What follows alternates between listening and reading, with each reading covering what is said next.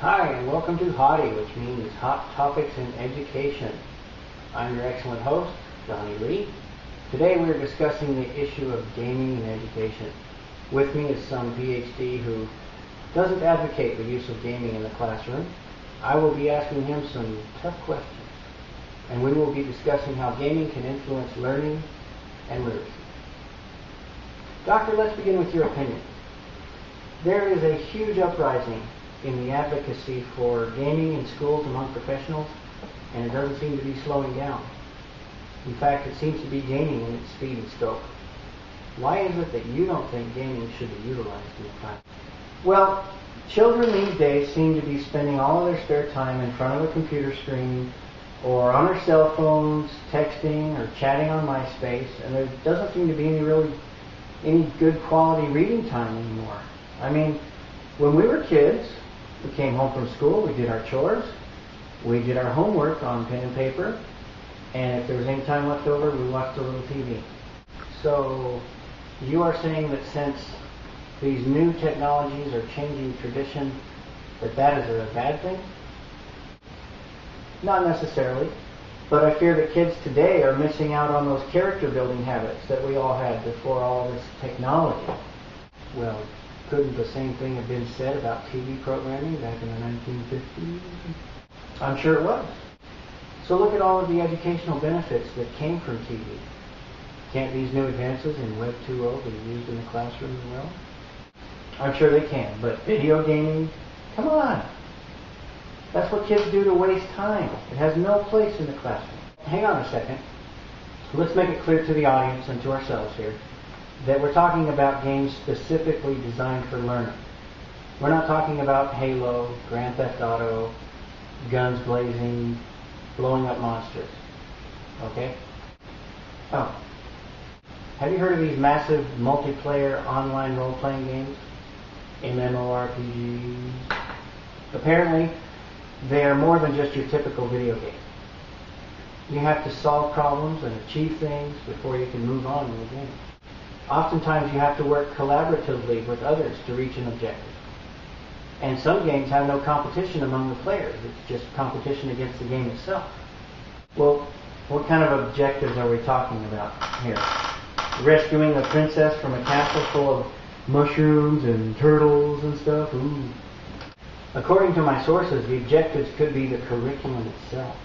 For example, there's a game called Atlantis, aimed at 9 to 12-year-olds. It already has math, science, and language arts already embedded in it. The students advance in the game as they master the objectives. But how does a child really learn anything from a computer game? Well, I'm glad I asked that question. Remember, it's not just any computer game. Okay? One 6th grade teacher and his colleagues were curious enough about this game that they decided to do a little experiment with it. He took 2 of his classes and taught them the same curriculum as the other 2 classes, only with these 2 classes he used Atlantis to facilitate the content.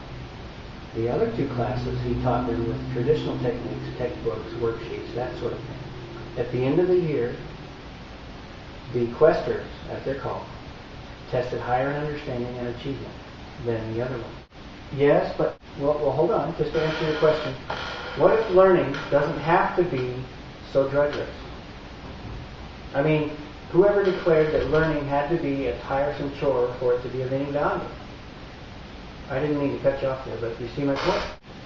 Fun is for recess and PE. I can't see the entire curriculum that has been developing for so long being replaced overnight by computer games. I don't think anybody's talking about replacing everything.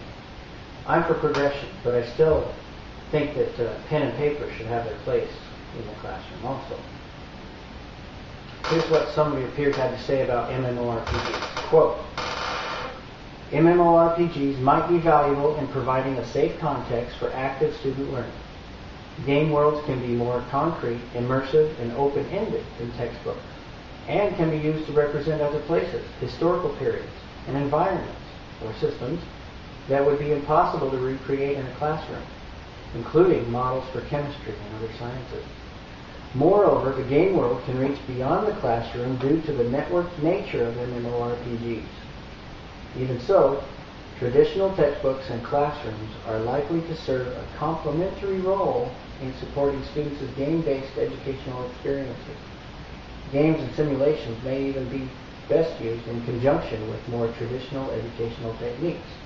End quote. Here's what another one of your peers has to say, specifically about Quest Atlantis.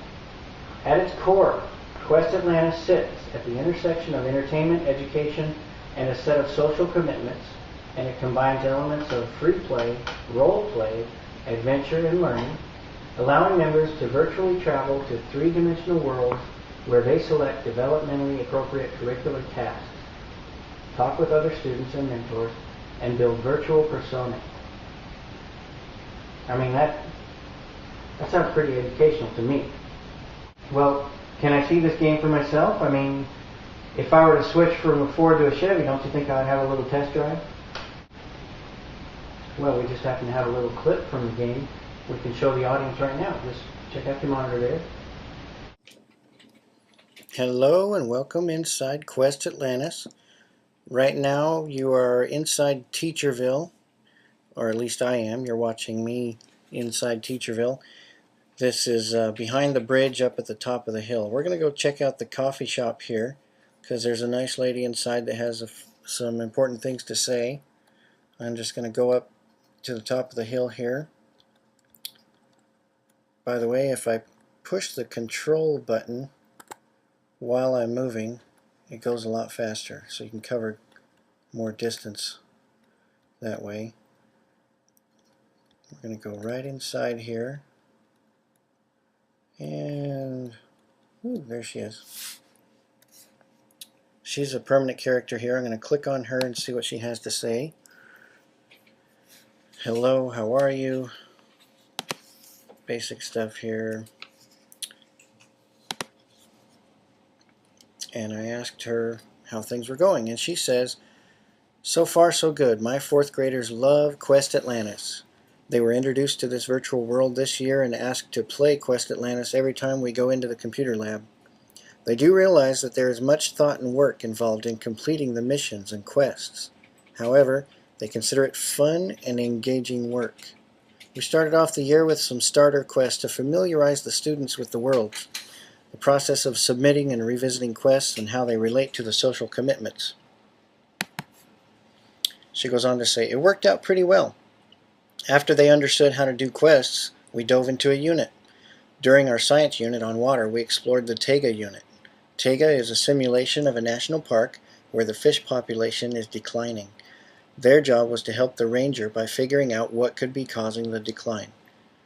Students closely related to the characters in the scenario while learning complicated science concepts. The depth and complexity of this unit was wonderful as it really tapped into higher level thinking skills and problem solving. My students currently are working on independent research projects.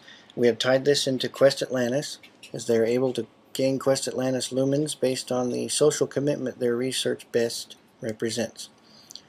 Quest Atlantis is teacher friendly, the kids love it, and it puts learning into a larger commitment of helping others. It has been a highlight for my students.